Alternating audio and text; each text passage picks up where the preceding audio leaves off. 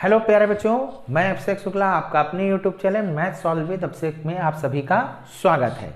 जैसा कि हम लोगों ने पिछले कल वाले वीडियो में 2022 के AW सेट नंबर 2 जो कि अग्रवाल में दिया हुआ है, आप AW ध्यान रखिएगा। AW में हम लोगों ने 3 के घातक पूरा कंप्लीट कर लिया था। आज हम लोग 4 के का से स्टार्टिंग करते हैं। जरा देखिए 4 के का में प्रश्न में क्या कह रहा है। कह रहा है कि सिद्ध करो कि 3√2 एक अपरिमेय संख्या है। इस बार 2023 के बोर्ड में ऐसा प्रश्न आपको मिलना ही मिलना है 100%, 100 नहीं 101%। ठीक, ध्यान रखिएगा। ठीक, आपको डिजिट चेंज कर सकता है, आपको √2 पूछ सकता है, √5 पूछ सकता है, √3 पूछ सकता है, लेकिन ऐसा प्रश्न आएगा। इसलिए इसका हल बहुत ही कायदे से देखिएगा, बहुत ही सिंपल है। आपको करना क्या होगा, लिखना पड़ेगा कि माना 3√2 एक अपरिमेय संख्या सिद्ध करनी है, लेकिन हम मानेंगे परिमेय संख्या है। माना 3√2 एक परिमेय संख्या है।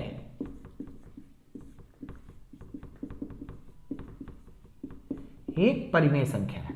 अगर हमने एक परिमेय संख्या मानी है तो इसको P/Q के रूप में लिखा जा सकता है। लिख देंगे आप कि इसलिए P/Q बराबर 3√2। ध्यान रखिएगा, ऐसे लिखना है। अब हम लोग दोनों पक्षों का क्या करा देंगे, वर्ग करा देंगे। दोनों पक्षों का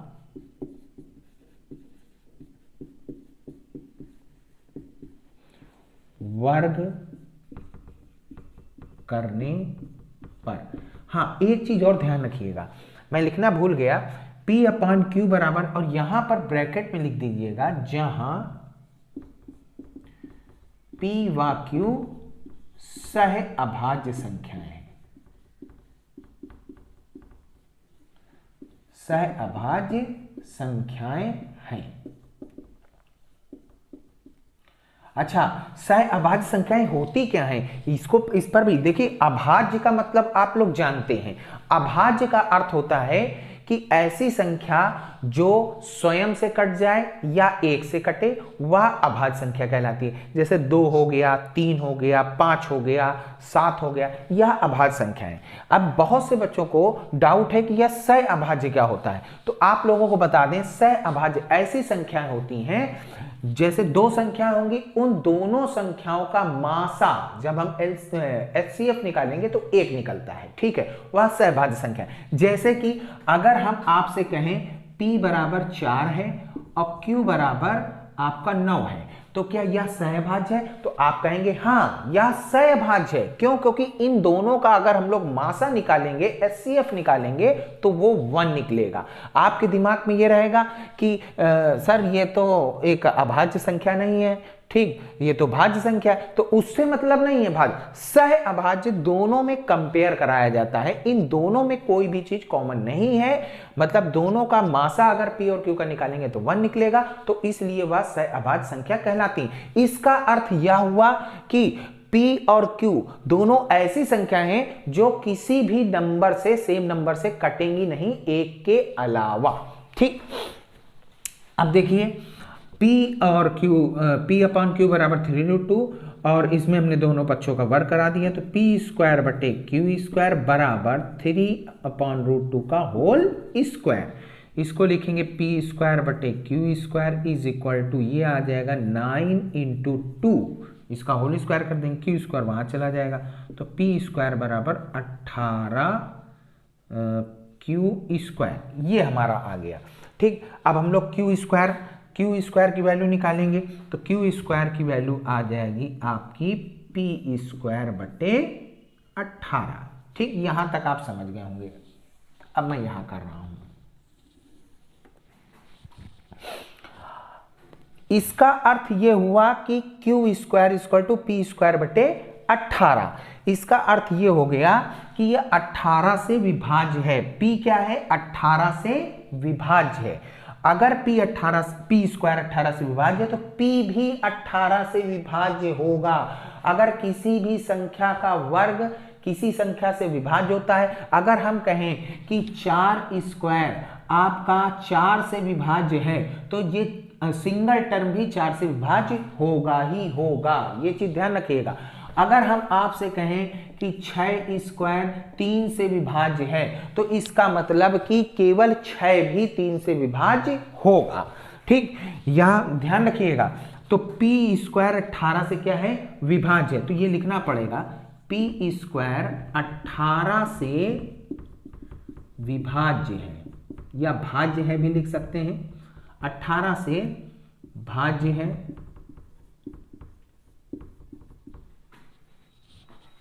विभाज्य ही लिख देंगे। p स्क्वायर 18 से विभाज्य ज्यादा बेटर लगेगा, विभाज्य मतलब विभाजित है, ठीक विभाजित वर्ड ज्यादा अच्छा रहेगा। p स्क्वायर 18 से विभाज्य है तो p भी 18 से विभाजित होगा, ये चीज ध्यान रखिएगा, इसको बहुत ही अच्छी तरीके से ध्यान रखिएगा। p भी 18 से विभाजित होगा। इसका अर्थ हो गया, अगर p भी 18 से विभाजित है तो p इज इक्वल टू 18 के रखने पर, p की जगह आप 18 के रख देंगे, तो जैसे ही p की जगह हम लोग 18 के रखेंगे तो q स्क्वायर बराबर 18 के स्क्वायर, 18 के का होल स्क्वायर बटे 18, इसका होल स्क्वायर खोलेंगे तो 18 गुणे 18 के स्क्वायर बटे 18, 18 से एक 18 कैंसिल हो गया, तो q स्क्वायर की वैल्यू क्या आ गई, 18 के स्क्वायर।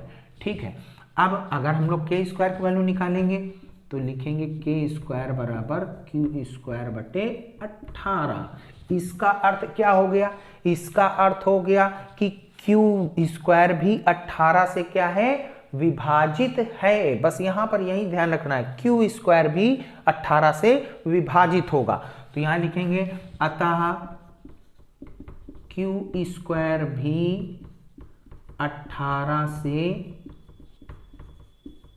विभाज्य है, तो q भी 18 से विभाजित होगा। आप यहां पर ध्यान दीजिएगा, q भी 18 से विभाजित है और p भी 18 से विभाजित है, और हमने तो मान रखा था कि p और q क्या है, सह अभाज्य है। इसका अर्थ हुआ कि p और q में कोई भी चीज सेम संख्या से कटेगी ही नहीं। इसका अर्थ तो यही हुआ कि p और q कोई भी संख्या सेम संख्या से, लेकिन ये यहाँ p भी 18 से कट रहा है और q भी 18 से ही कट रहा है। इसका मतलब मेरी कल्पना क्या है, गलत है। तो यहां पर आप लिख देंगे इसके बाद हमारी कल्पना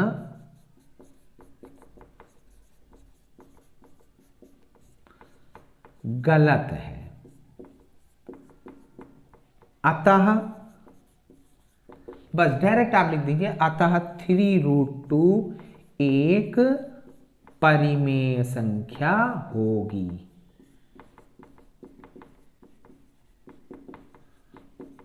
बस आपको सिर्फ सीधे शब्दों में यही लिखना है, पहले ऐसे कर देना है, फिर ये आपका मैंने बता दिया है, लास्ट में आपको लिखना है हमारी कल्पना गलत है, अतः 3√2 एक परिमेय संख्या होगी। 3√2 के स्थान पर कोई भी नंबर आ सकता है, ध्यान रखिएगा। इस क्वेश्चन की प्रैक्टिस आप कई बार कर लीजिएगा, एग्जाम में रखा मिलेगा 2023 के पेपर में, ये लिख करके रख लीजिएगा। अब हम लोग नेक्स्ट क्वेश्चन में आते हैं। प्यारे बच्चों, नेक्स्ट क्वेश्चन क्या कह रहा है, यह भी बहुत ही सरल है। इसमें लिखा हुआ है यदि tan a बराबर cot b तो सिद्ध करो a प्लस बी बराबर 90 डिग्री। हम लोग पहले लिख लेंगे, हमको क्या दिया हुआ है, tan a बराबर cot b। ठीक, tan को cot के फॉर्म में बदल लो या cot को tan के फॉर्म में बदल लो। कैसे बदला जाता है मैं बता चुका हूं पिछले क्वेश्चन में, ऐसा एक क्वेश्चन आ चुका है। तो देखिए tan को cot में कैसे बदला जाता है, tan को आप लिख दीजिए cot 90, ये आप आंख बंद करके लीजिए, tan को क्या लिख दें, cot 90 माइनस, और जो यहाँ a लिखा है a लिख दीजिए, बस is equal to cot b। ठीक, या तो ऐसे कर देंगे, फिर ठीक है, फिर दोनों तरफ से कॉट कॉट कैंसिल हो जाएगा, आ जाएगा 90 डिग्री जरूर लगा दीजिएगा। 90 degree minus a is equal to, लेकिन काट करके दिखाना नहीं है, is equal to b. Minus का उधर जाएगा तो प्लस का ए हो जाएगा is equal to a plus b. अब इसको सीधा कर देंगे, a plus b is equal to 90 degree. यही हमको प्रूव करना था, ये हमारा प्रूव हो गया। मात्र 4 लाइन का क्वेश्चन है, बहुत ही सिंपल है, इसकी प्रैक्टिस कर लीजिएगा, इंपॉर्टेंट क्वेश्चन भी है। अब हम लोग नेक्स्ट क्वेश्चन में आते हैं। प्यारे बच्चों, नेक्स्ट क्वेश्चन हमारा क्या कह रहा है कि चौथे का गा है, 6 मीटर लंबाई वाले एक ऊर्ध्वाधर स्तंभ की भूमि पर छाया की लंबाई 4 मीटर है, जबकि उसी समय एक मीनार की छाया की लंबाई 28 मीटर है। मीनार की ऊंचाई ज्ञात करनी है। बिल्कुल सिंपल है, हमको कह रहा है 6 मीटर लंबाई वाले एक ऊर्ध्वाधर स्तंभ। मैंने एक स्तंभ बना दिया 6 मीटर लंबाई का, स्तंभ को ए बी नाम दे दिया। ठीक, ए बी क्या है, हमारा स्तंभ है, यहां लिखे दे रहे हैं, ए बी बराबर स्तंभ है। ठीक, ए बी क्या है, एक स्तंभ है और जिसकी लंबाई है हमारी ए बी बराबर 6 मीटर। ठीक, और कह रहा है कि छाया की लंबाई, इसकी छाया यहीं पर तो होगी, मान लीजिए सूरज यहां निकला होगा तो इसकी छाया यहां पर पड़ेगी। ये छाया भूमि पर ही बनती है, तो इसको सी नाम दे दीजिए। छाया की लंबाई है आपकी 4 मीटर। ठीक है, ये मैंने इसको मिला दिया है। छाया की लंबाई 4 मीटर ही, ये 90 डिग्री का कोण होगा। और कह रहा जबकि उसी समय एक मीनार की छाया, अब यहां चाहे तो आप इसी में मीनार बना दीजिए, चाहे तो आप अलग से बना सकते हैं। मान लीजिए ये एक मीनार है, मीनार का नाम आप दे देंगे थोड़ी सी, भाई स्तंभ से तो कम से कम मीनार को बड़ा दिखाई दो। ठीक है, तो मीनार को थोड़ा सा बड़ा दिखा देंगे। ठीक, और इसको लिख देंगे पी क्यू हमारा क्या है, मीनार है। और पी क्यू की ऊंचाई दे रखी है क्या, नहीं दे रखी है। पी क्यू की ही तो ऊंचाई निकालनी है, पी क्यू की ऊंचाई निकालनी है, तो मान लेंगे पी क्यू बराबर h मीटर। ठीक, मान लिया हमने, ये h मीटर है, यही हमको निकालना है। और यहां पर r नाम दे दीजिए। और लेकिन इसकी छाया की लंबाई 28 दे रखी है, ये हमारे पास 28 मीटर दे रखा है। ठीक, छाया क्या हो गई, पी आर बराबर 28 मीटर दिया है। इसी प्रकार यहां पर भी लिख दीजिए, ए सी बराबर हमारे पास 4 मीटर दे रखा है। ठीक, और इसको यहां से मिला देंगे, ये दोनों, ये भी 90 डिग्री है, आपको सामने दिख रहा है। इसको आप 2 तरीके से लगा सकते हैं, चाहे तो हाइट एंड डिस्टेंस का प्रयोग करके भी, ऊंचाई और दूरी, थीटा वो फॉर्मूला पढ़ा हुआ है, चाहे तो साइन रूल से भी लगा सकते हैं, साइन या टैन रूल से भी लगा सकते हैं, और ये समरूप के रूल से भी लगा सकते हैं। त्रिभुज में यह क्वेश्चन है, तो हम लोग लिखेंगे त्रिभुज ए बी सी और त्रिभुज पी क्यू आर एक समरूप त्रिभुज है, आपको दिख रहा है त्रिभुज पी क्यू आर, ये क्या है, समरूप है। तो समरूप की कंडीशन क्या होती है, ए बी बटे पी क्यू, इसका ए बी बटे पी क्यू बराबर ए सी बटे पी आर। होता तो ये भी है, बराबर बी सी बटे क्यू आर भी लिख सकते हैं, लेकिन उसका कोई रोल ही नहीं है। वैल्यू जिसकी पूछ रहा है, हम सिर्फ 2 ही ले रहे हैं, जिससे हमारी वैल्यू निकल आएगी। अब हमारे पास ए बी की वैल्यू क्या दे रखी है, 6, पी क्यू की वैल्यू क्या दे रखी है, h इज इक्वल टू ए सी की वैल्यू हमारे पास 4 है, बटे में पी आर की वैल्यू हमारे पास 28 है। त्रियर का गुणा करा देंगे तो 4 का h में मल्टीप्लाई आ जाएगा, 4h बराबर 28 गुणे 6, 4 गुणे में है, वहां जाएगा तो बटे में हो जाएगा, h इक्वल टू 28 गुणे 6 बटे 4, 4 से 28 को काट दो, 4 7 28, 7 गुणे 6, 7 का 6 में गुणा करा देंगे, h का मान आ जाएगा 42 मीटर। यही हमारा आंसर है। h की वैल्यू क्या आ गई हमारे पास 42 मीटर। इसका मतलब मीनार की ऊंचाई 42 मीटर है। अब हम लोग नेक्स्ट क्वेश्चन में आते हैं। प्यारे बच्चों, नेक्स्ट क्वेश्चन क्या कह रहा है, 5वें का का है। मैंने चौथे का घा पार्ट नहीं कराया है क्योंकि वो रचना से संबंधित है। मैंने आप लोगों को पहले ही बता दिया है कि रचना जैसे ही यह अनसॉल्व का 2022 का पूरा सेट खत्म होता है, जितने भी रचनाओं के क्वेश्चन हैं मैं एक साथ आपको बता दूंगा, ठीक है।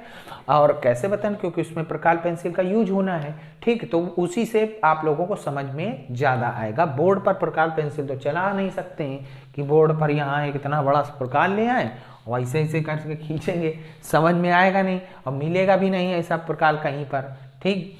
और ये बोर्ड भाई चिकना है, फिसलेगा भी, तो बार बार कहीं प्रकार को रखेंगे नोक, इधर खिसक के जाएगी बोर्ड और खराब हो जाएगा, ठीक। तो आगे आते हैं, इसलिए 5वें का पार्ट हम बता रहे हैं।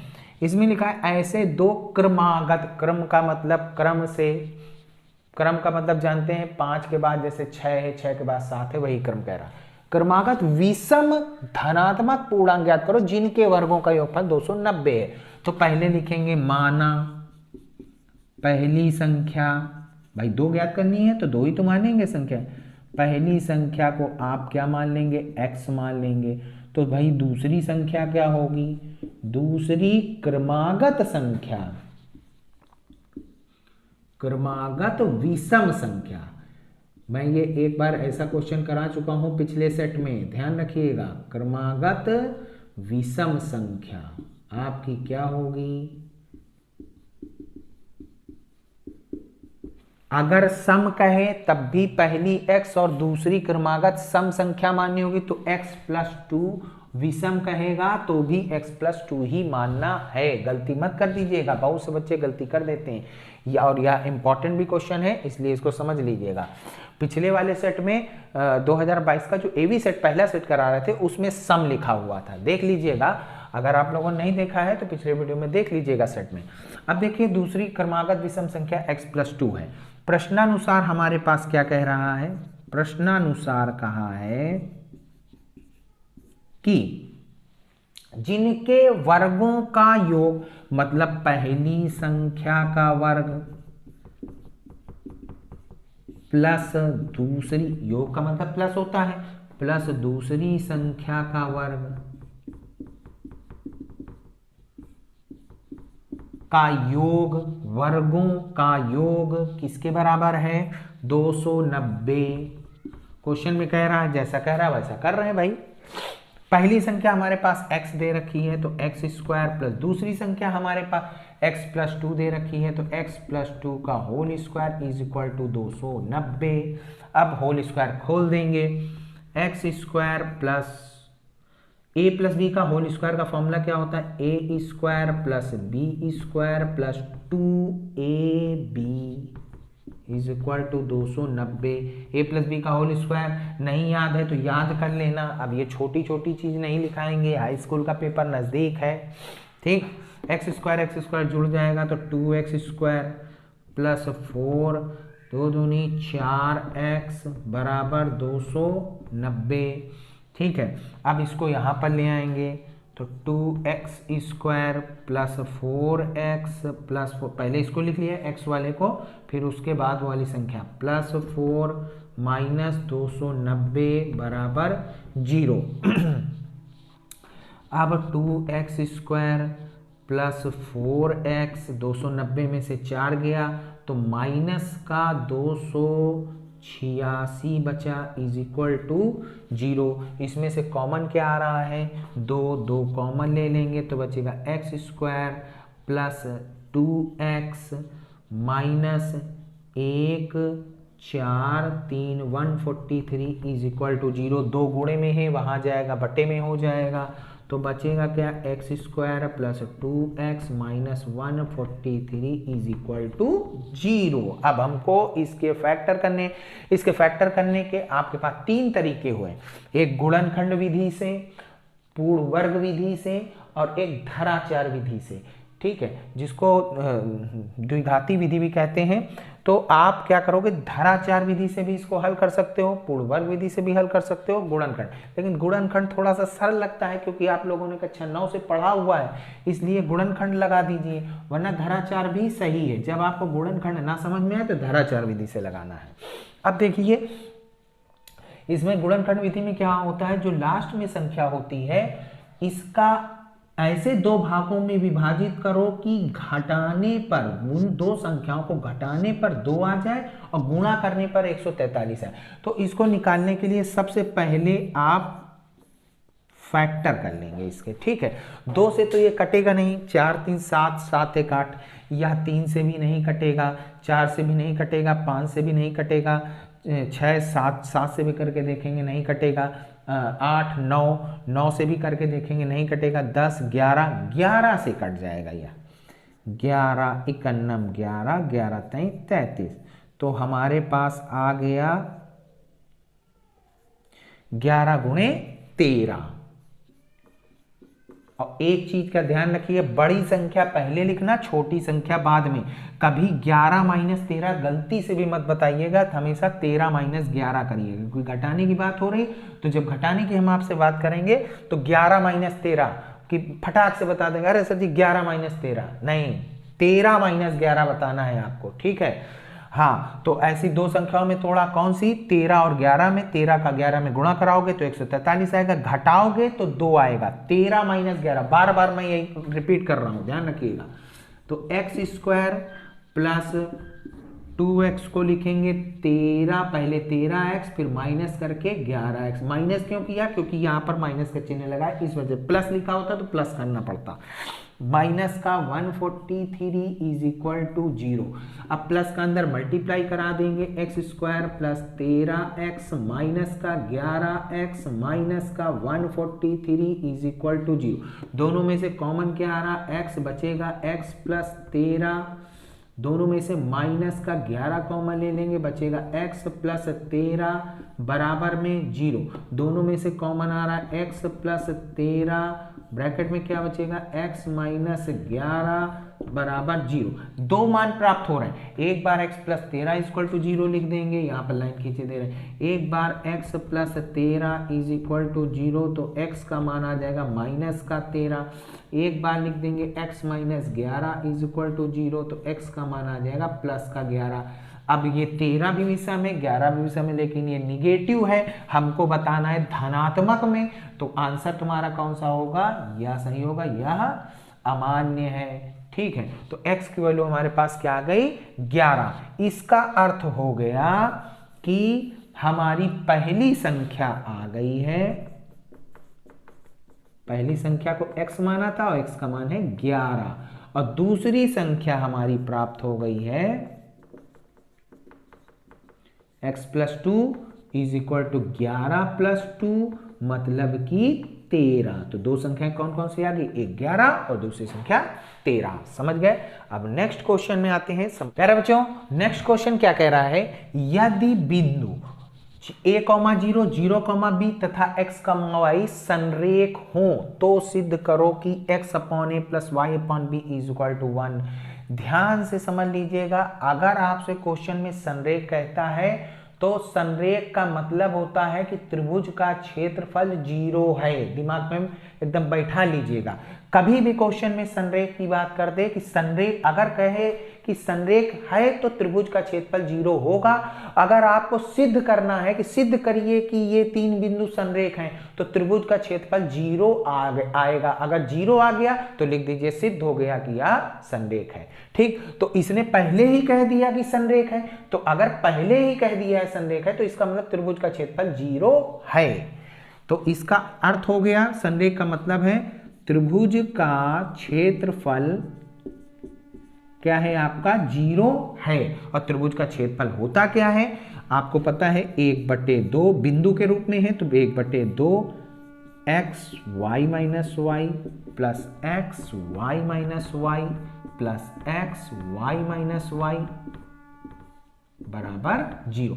अब आपके दिमाग में आ रहा होगा ये सर ने क्या लिख दिया। एक मेथड होता है त्रिभुज का क्षेत्रफल याद करने का, ध्यान रखिएगा 23, 31, 12। क्या याद रखेंगे? 23, 31, 12 रट लीजिएगा। त्रिभुज का क्षेत्रफल कोई पूछे तो बता देना 23, 31, 12। उसको समझ में आए या ना आए, लेकिन तुमको आना चाहिए, ठीक। 23, 31, 12 का मतलब क्या हो गया? ध्यान से समझ लीजिए। 1/2 X Y minus Y plus X Y, इसी को पहले 3 बार लिख दीजिए। ये x1 लिख दीजिए, ये x2 लिख दीजिए, ये x3 लिख दीजिए। अब देखिए, अब इसका खेल शुरू है। 2, 3 y2 minus y3 31, 3 1 y3 minus y1 12 y1 minus y2, यहां पर 1 2। देखिए 23, 31, 12 बन गया। यही त्रिभुज का क्षेत्रफल होगा। खैर अब आगे आते हैं। 1/2 x1 की वैल्यू हमारे पास क्या है? अब इसको इंडिकेट कर लेंगे। x1 y1 मान लो, x2 y2 मान लो, x3 y3 मान लो। मैंने आपको पहले ही बताया आप किसी को भी x1 y1 x2 y2 x3 y3 मान सकते हैं, चाहे इसको मान लो, चाहे इसको मान लो, चाहे कोई भी नामकरण करना है आपको। गलती से उल्टा ना कर देना कि सर तो कह ही रहे थे, नहीं, ये कह रहे थे x1 y1 इसको मान लो चाहे इसको मान लो। y1 x1 ना लिख देना, x1 y1 यही रहेगा, क्रम x का पहले रहेगा, y का बाद में रहेगा, ठीक। तो अब आगे आते हैं। x1 हमने a को माना है तो यहाँ पर a लिख देंगे।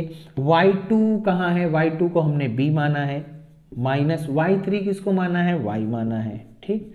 x2 हमने किसको माना है? 0। y3 किसको माना है? y। y1 किसको माना है? 0। x3 किसको माना है? x। y1 किसको माना है? 0। y2 किसको माना है? b is equal to 0। Upon 1/2 है, 2 अपॉन में वहां जाएगा, इनटू में हो जाएगा, मतलब 0 का गुणा उसमें होगा, 0 हो जाएगा। खैर इसको हटा दो, बचा क्या? a का अंदर मल्टीप्लाई करा देंगे, ab माइनस ए वाई, 0 का गुणा पूरे में हो जाएगा 0, इसको हटा ही दो, छोड़ दो, बचा क्या?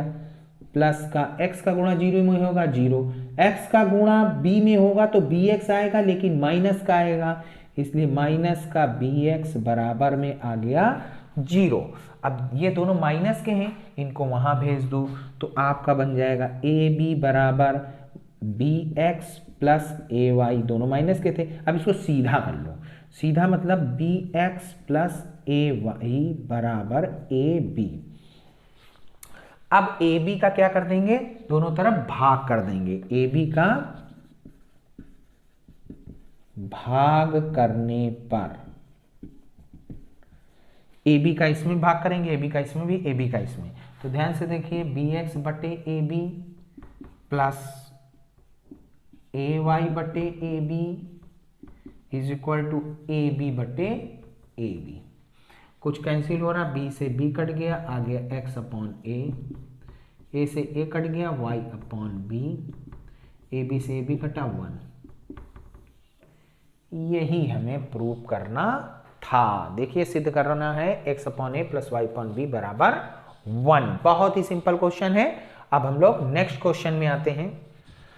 प्यारे बच्चों, नेक्स्ट क्वेश्चन क्या कह रहा है कि एक लंबवृत्तीय शंकु की तिर्यक ऊंचाई 13 सेंटीमीटर है तथा संपूर्ण पृष्ठ 90 पाई सेंटीमीटर स्क्वायर है। इसके आधार की त्रिज्या ज्ञात करो। मैं फिगर बना करके नहीं दिखा रहा हूं क्योंकि फिगर की आवश्यकता नहीं है, ठीक, लेकिन एग्जाम में आ जाए तो आप बना करके दिखा भी सकते हैं, लेकिन फिगर की आवश्यकता नहीं है। आपकी शंकु की तिर्यक ऊंचाई L दे रखी है, L की वैल्यू आपके पास 13 सेंटीमीटर है और संपूर्ण पृष्ठ आपका 90 पाई है। आधार की त्रिज्या हमको r की वैल्यू हमको फाइंड करनी है और दिया क्या है? संपूर्ण पृष्ठ। संपूर्ण पृष्ठ किसका लिख लेंगे? शंकु का संपूर्ण पृष्ठ। संपूर्ण पृष्ठ तो सभी के होते हैं, इसलिए ये जरूर लिख दीजिएगा, शंकु का संपूर्ण पृष्ठ। फॉर्मूला क्या होता है? पाई r ब्रैकेट में l प्लस r। शंकु का संपूर्ण पृष्ठ दिया है 90 पाई बराबर पाई r, l की वैल्यू तो दे रखी है हमारे पास 13 प्लस r, ठीक। पाई से पाई कैंसिल हो गया, r का अंदर मल्टीप्लाई हो जाएगा, तो 90 बराबर 13r प्लस r स्क्वायर। इसको सीधा लिख लो, r स्क्वायर प्लस 13r बराबर 90। 90 प्लस का है, इधर आएगा माइनस का हो जाएगा, ठीक। अब 90 के ऐसे फैक्टर करो, अभी फैक्टर मैंने बताया ही है पिछले क्वेश्चन में, दो क्वेश्चन पहले, कि 90 के ऐसे फैक्टर करो कि घटाने पर 13 आ जाए, तो 18 पंचे 90 होता है, तो 18 और 5 दो आएंगे क्या, 18 और 5, देखो दोनों को घटाओ तो क्या आ जाएगा, 13 आएगा। 5 माइनस 18 मत कर देना, फिर से मैं कह रहा हूं बड़ी संख्या पहले छोटी संख्या बाद में।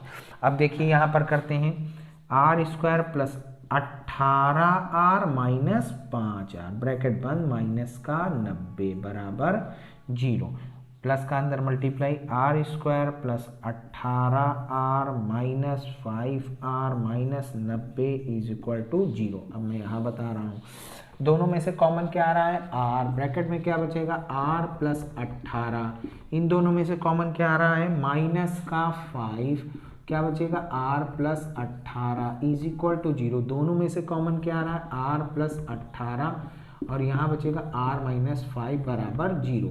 अब यहाँ बीच में लाइन खींच देंगे, पहले r प्लस 18 बराबर 0, तो r की वैल्यू आ गई माइनस का 18, त्रिज्या कभी माइनस में नहीं होती है इसलिए यह अमान्य है, लिख दीजिए यह अमान्य है। अब r माइनस 5 बराबर 0, तो r की वैल्यू कितनी आ गई, 5 सेंटीमीटर, यही हमारा आंसर है। ठीक, तो यही आपसे पूछ रहा था कि इसके आधार की त्रिज्या क्या होगी, तो इसके आधार की त्रिज्या होगी r बराबर 5 सेंटीमीटर। अब हम लोग नेक्स्ट क्वेश्चन में आते हैं। प्यारे बच्चों, नेक्स्ट क्वेश्चन क्या कह रहा है, 5वें का घात दैनिक व्यय दिया हुआ है। मैंने पूरा क्वेश्चन नहीं लिखा है क्योंकि सिंपल है, इसमें कुछ करना नहीं है। क्वेश्चन में आपसे कह रहा है दैनिक माध्य व्यय ज्ञात कीजिए, इसमें कोई वो तो नहीं दिया हुआ है, उपयुक्त विधि द्वारा।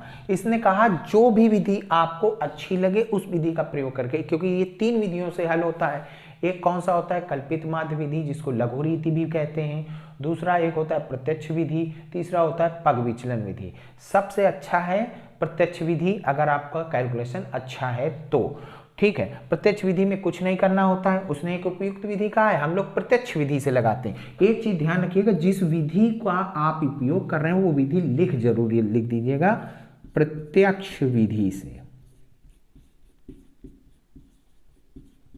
उसने कहा है उपयुक्त विधि से, तो एक का नाम जरूर बताना पड़ेगा, प्रत्यक्ष विधि से। अब सवाल को कैसे हल करते हैं, यहां पर दैनिक व्यय दे रखा है आपका, दैनिक व्यय, फिर यहां पर परिवारों की संख्या दे रखा है, परिवारों की संख्या, ठीक। यहां पर मैंने लाइन खींच दिया, ये मैंने ऐसे कर दिया, ये लाइन खींच दिया। दैनिक व्यय हमारा 100 से 150 है, फिर 150 से 200 है, फिर 200 से 250 है, फिर 250 से 300 है, फिर 300 से 350 है, ठीक। ये चीज समझ गए, बहुत ही सिंपल क्वेश्चन। ये 4 है, ये 5 है, ये 12 है, ये 2 है और ये 2 है। इसको बारंबारता भी बोलते हैं, f, ठीक है। अब हम लोग x निकालेंगे। x कैसे निकाला जाता है आपको पता है, दोनों को जोड़ करके आधा कर देंगे। तो 100 और 150 जब जोड़ेंगे तो 250 हो जाएगा, 250 का आधा होता है 125। इसी प्रकार 25 का अंतर आ रहा है, 25 25 सब में जोड़ दीजिए, इसमें 25 जोड़ देंगे 175। लेकिन आप क्या करोगे, दोनों को जोड़ करके आधा। इसी प्रकार इन दोनों को जोड़ेंगे तो 450, 450 का आधा हो जाएगा 225, ठीक। इसी प्रकार इन दोनों को जोड़ेंगे, जोड़ करके आधा करेंगे 275, फिर इन दोनों को जोड़ करके 2 से आधा करेंगे तो 325। अब हम लोग सिग्मा f निकालेंगे, मतलब इसका योग सिग्मा f बराबर आ जाएगा 12, वैसे तो 25 दिया हुआ है क्वेश्चन में, लेकिन फिर भी एक बार जोड़ करके देख लो, 12 13 14 15 16 16 और 9 25, ठीक। अब हम लोग क्या निकालते हैं, xf, क्या निकालते हैं, f इंटू एक्स, f का x में मल्टीप्लाई कराते हैं। ध्यान से समझ लीजिएगा, हम लोग f का x में क्या करा रहे हैं, मल्टीप्लाई। तो x का f में 125 का 4 में गुणा कराएंगे, 125 चौको 500 हो जाएगा, ठीक है। अब इसमें 25 की 5 हासिल लगा 2, 5 7 35 36 37, 37 की 7 हासिल लगा 3, 5 3 8, 875। अब 12 पंचे 60, 60 की 0 हासिल लगा 6, 12 दूनी 24, 24 6 30, 30 की 0 हासिल लगा 3, 12 दूनी 24, 24 25 26 27, ठीक। अब 2 से करा देंगे, 275 ढाई 500 550 हो जाएगा। अब इसका मल्टीप्लाई कराएंगे, 3 दूना 650 हो जाएगा, ठीक है। हमने मल्टीप्लाई करा लिया है। अब हम लोग सिग्मा एफ एक्स निकालेंगे। क्या निकालेंगे, सिग्मा एफ एक्स, मतलब इन सब का योग, इन सब का योग आएगा 5, 5 5 10, 10 7 17, 17 की 7 हासिल लगा 1, 5 1 6, 8 6 14, 14 और 7 21, 21 और 5 तुम्हारा हो गया 26, 26 और 6 हो गया 32, 32 की 2 हासिल लगा 3, 3 2 5, 5275, ठीक है। ये हमारा आ गया सिग्मा। अब हम लोग समांतर माध्य निकालना है हमको। माध्य बराबर फॉर्मूला होता है सिग्मा एफ एक्स बटे sigma F. Sigma F x कितना है, 5275 बटे 25। अगर आपको वैसे 25 दूना 50, 25 से काट देंगे, 25 दूनी 50, 2 7 25 इकन्नम 25 और 2 5 बजेगा, 25 इकन्नम 25, 211 इसका आंसर आ जाएगा। ध्यान रखिएगा कितना आंसर आ रहा है, 211, क्योंकि माध्य निकालना था।